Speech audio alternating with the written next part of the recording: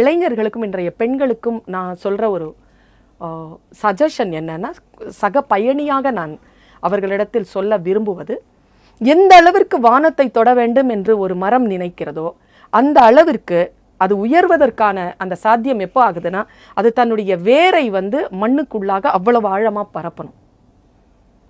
மண்ணை அது முழுக்க அது கீழே வேரூன்றாமல் அது வானளாவ உயர முடியாது. இப்போ டிப் ஆஃப் த ஐஸ்பர்க் அப்படின்னு சொல்லுவாங்க. ஒரு கடலில் ஒரு சின்ன ஒரு மலை முகடு மாதிரி ஒரு குன்று தெரிகிறது என்றால், மலைக்கு கீழே அது பெரிய மலையாக, அது கடலுக்கு கீழே ஒரு மலையாக கிடக்கிறது. அதுதான் மேலே அந்த டிப்பாக தெரியுது. அதனால் சாதனையாளர்களினுடைய முகம் இருக்கு இல்லையா, அது டிப் ஆஃப் த ஐஸ்பர்க் தான். அதற்கு பின்னால் அவர்களுடைய மிகப்பெரிய உழைப்பு இருக்கிறது. மூங்கில் போல 4 வருஷம் ஆகும் மூங்கில் 1 அடி வளர்றதுக்கு. 1 வருஷத்துல 80 அடி வளர்ந்துரும்.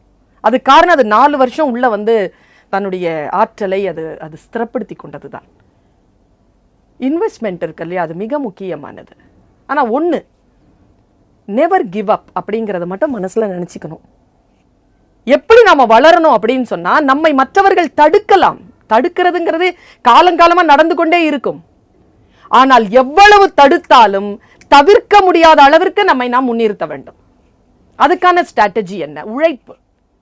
எந்த துறையை சார்ந்தவராக இருந்தாலும் அந்த துறையிலே வித்தகம் படைப்பது, பாண்டித்தியம் பெறுவது, தொடர்ந்து உழைப்பது.